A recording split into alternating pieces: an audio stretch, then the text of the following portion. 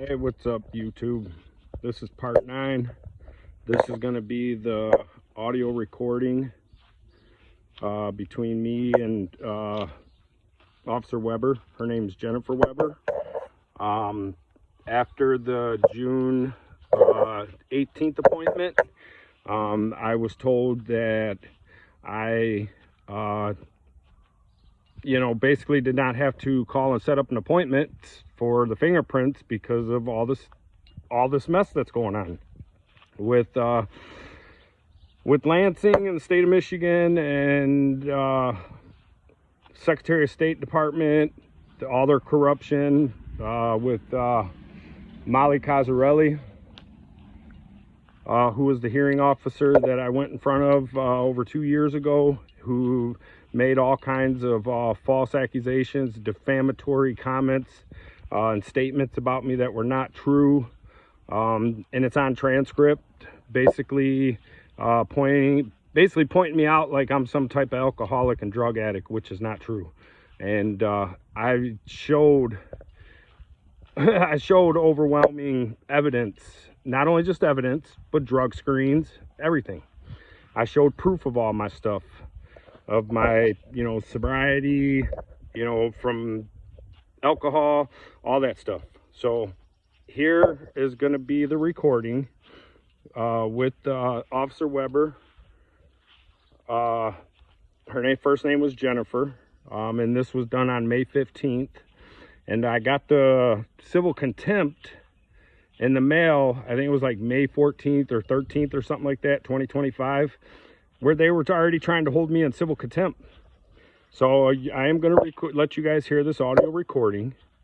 And I'm glad I do this stuff, when it comes to law enforcement and the government and everything like that, because, if I would have never did all this stuff, man, no, I would not have no proof and no evidence of nothing. And, after I do all this exposing of the corruption of Isabella County, Secretary of State is going to be next, along with Molly Cazarelli. In Ingham County, Mason, Michigan. Then I'm going to go to Wayne County, to Taylor, Michigan, other counties. This is stuff that I've been going through for over 20-something years, and I've never been able to prove my innocence, and stand up and speak on my behalf,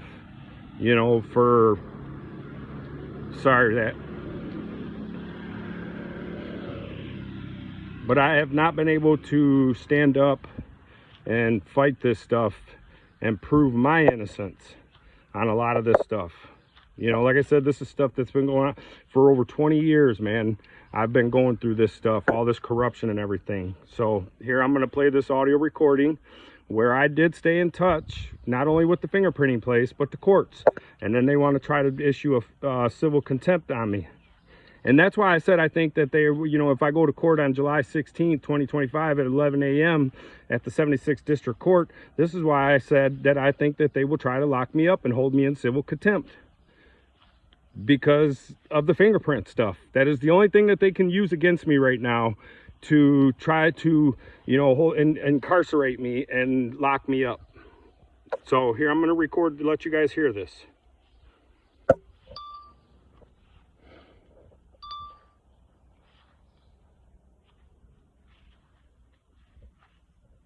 Here it is, May 15th.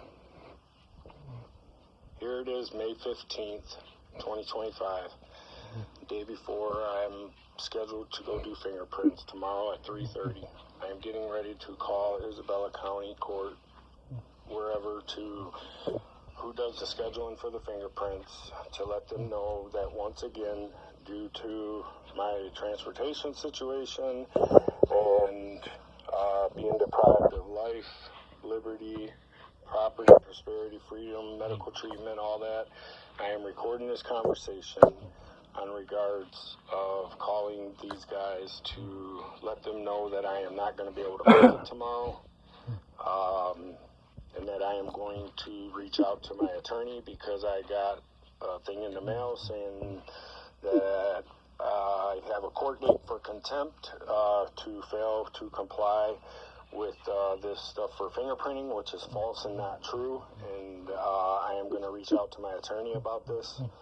So I just want to let you guys know the reason why I'm recording this conversation, and I'm not going to say nothing to them, because if I feel that I tell them that I am recording the conversation, that stuff will not probably go the way that the outcome will probably be. So I'm just letting you guys know that I'm getting ready to call them to let them know that I am not going to be able to make it tomorrow for my fingerprinting at 3:30.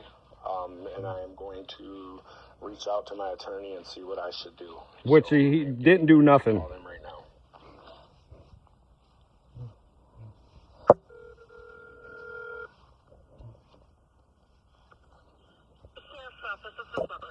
Yeah, who am I speaking with? Yeah, I'm sorry, it's hard for me. My phone, my speaker is kind of messed up, so it's kind of hard for me to hear you and understand what you're saying. My name is...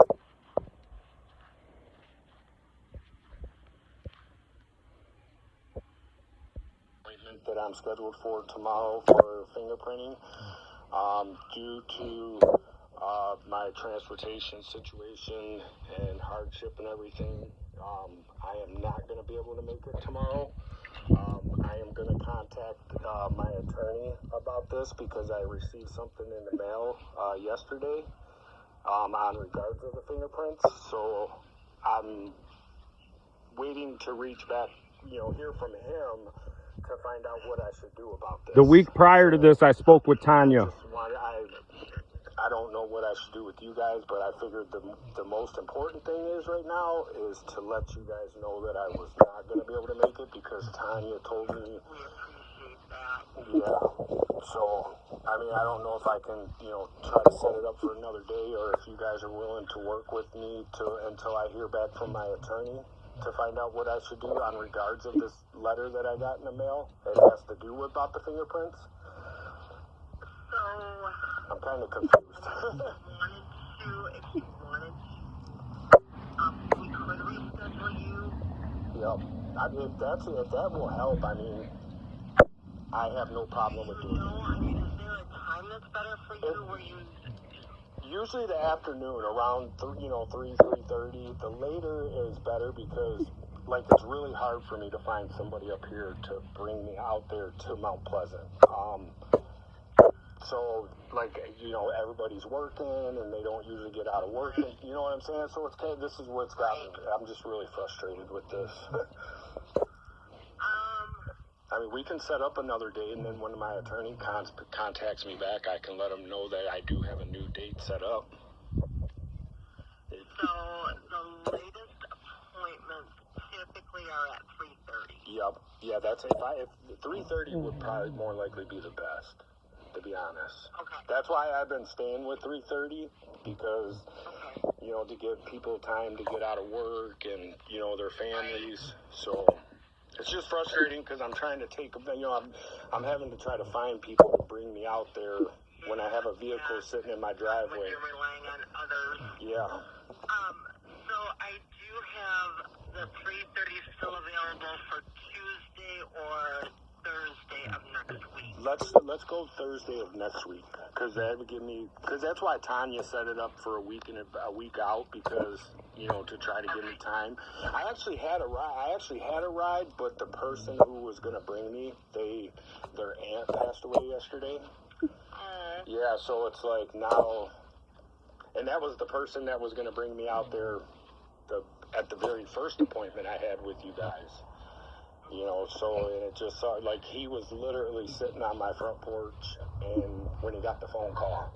So, I know for a fact that it's... So I put you down for 3:30 next Thursday.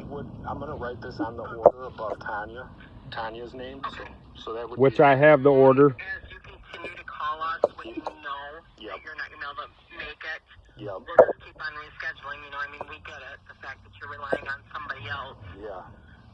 It's really bothering when I have a vehicle sitting out in my driveway and I can't even drive it.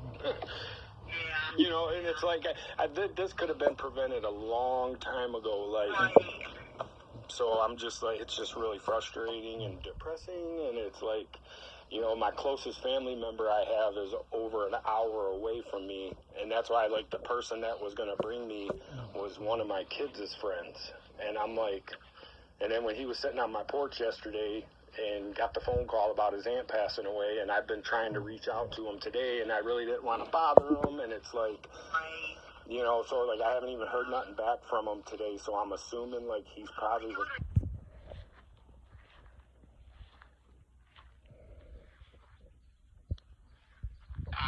I've never said no because my family is really big up here. Like, that's the messed up part. Like, all my family is out there in Mount Pleasant.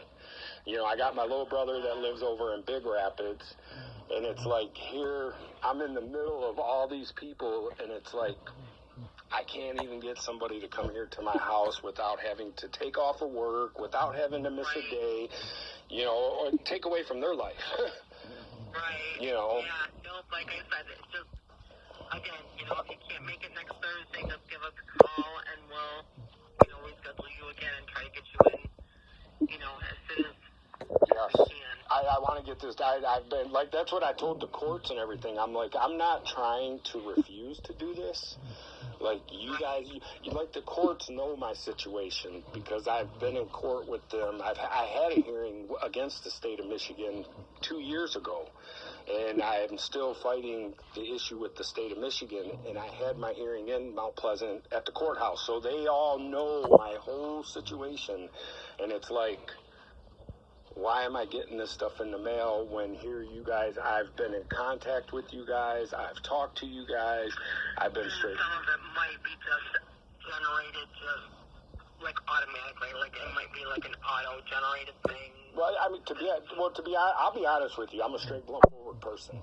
I got a letter in the mail on my next court date, which is set for June 18th. Yesterday, well, I got that 2 days ago because I contacted my lawyer and told him that I had got the letter in the mail about my new court date. Well, yesterday I got a thing in the mail saying that I am being held in contempt, a civil contempt, because of not complying with doing the fingerprints, which does not make no sense to me when I've been in contact with the courts. I've talked to Lisa personally. I've communicated with you guys. Like, I'm writing everybody's names down on the order who I speak with. So then when I go into court, I can take this into the judge and say, look, Your Honor, here's all the people that I've spoke with, and I have the dates wrote down. So, like, how can you get me for civil contempt not complying with when you guys know my situation and stuff with my license, and you guys know, with my vehicle, everything, like, how can you guys do a civil contempt against me? So that's why I'm waiting on my attorney, because I got the thing in the mail yesterday, and he's supposed to be reaching out to me today, and once I hang up with you, I'm going to try reaching back out to him again, because, like, I haven't heard from him, and I don't want it to get too late, and then, you know, but I want to let him know, like, look, I got this in the mail for a civil contempt, when here all you guys know that I am trying my best and I'm complying with everything. So why am I getting a civil contempt? So. Yeah. So, okay, all right. Well, I have you down for next Thursday at 3:30. Once again, if you can't make it, just give us a call. Otherwise, we'll see you then. What was your name again? My first name is Jennifer. Jennifer. I'm gonna put Jennifer. All right. I appreciate it so much, Jennifer. You're welcome. You have a day. You too. Try to at least. Hope you ain't working too hard. Thank you. You're welcome. You have a blessed one. Bye-bye.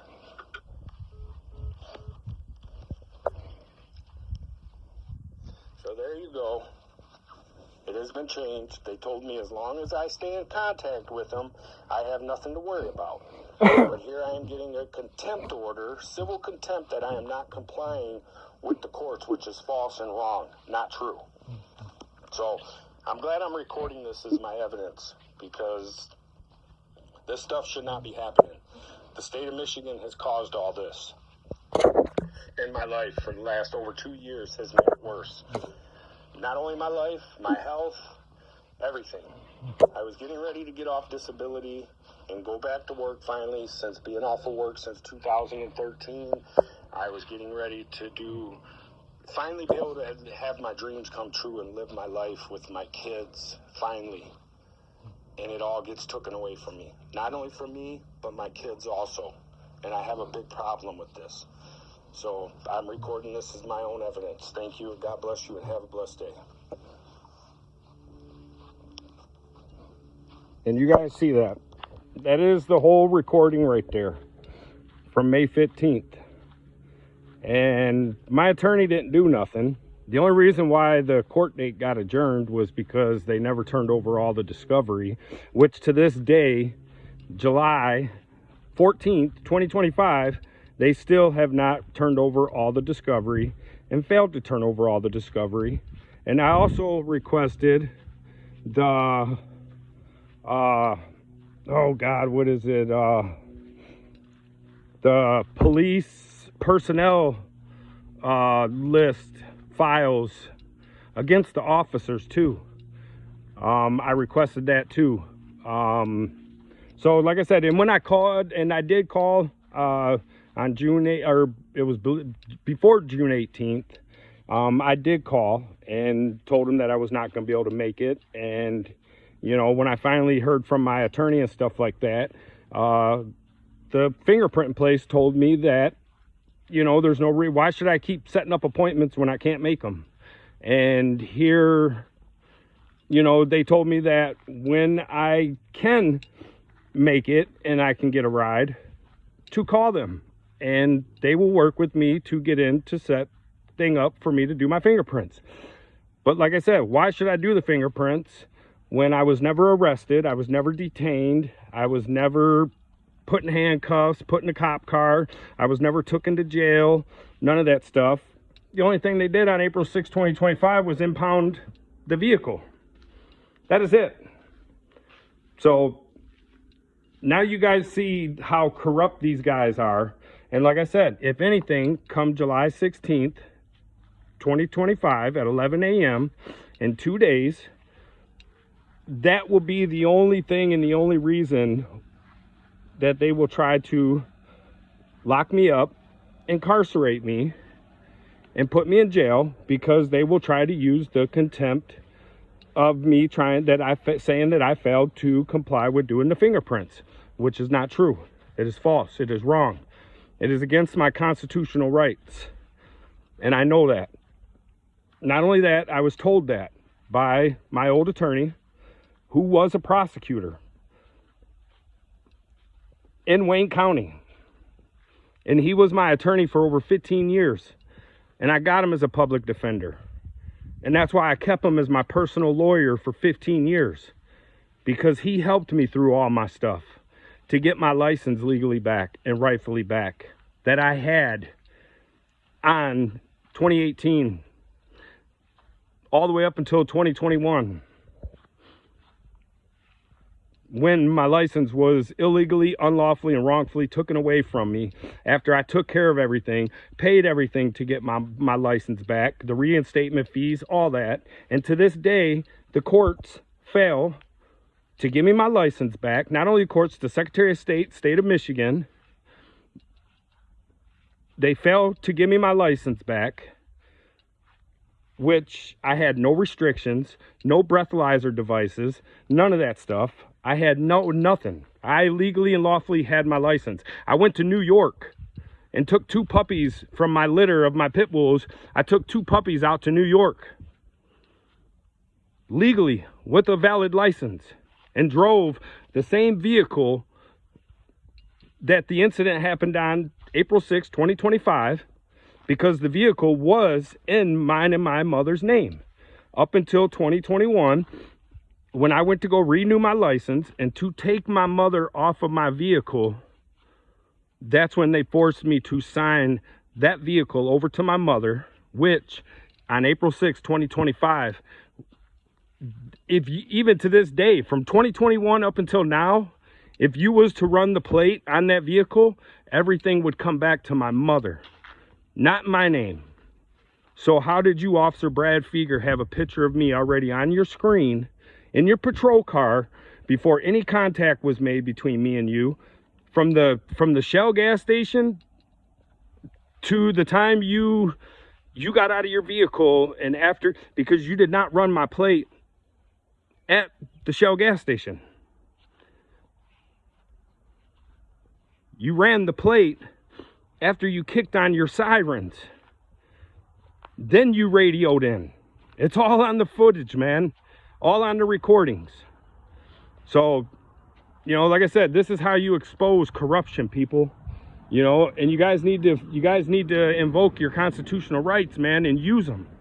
Study them, learn them, teach them to your kids, man, and teach them the right way, not the corrupt way like a lot of these corrupt people are. It's okay for them to use the laws and the rules of law, the codes of conduct, all that. It's okay for them to use them against us.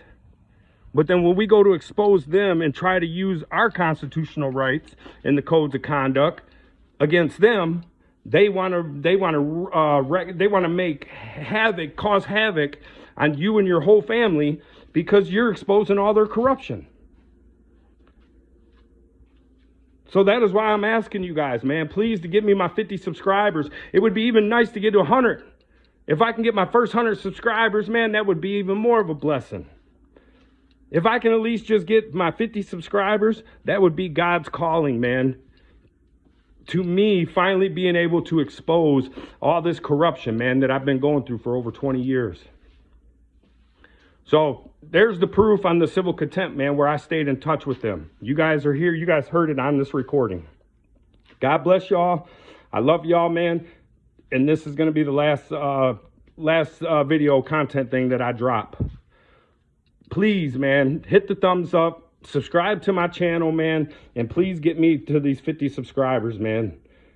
You know, that'd be God's calling, God's blessing, man, you know, to help me get to these 50 subscribers, man, so I can finally start exposing even more of this stuff.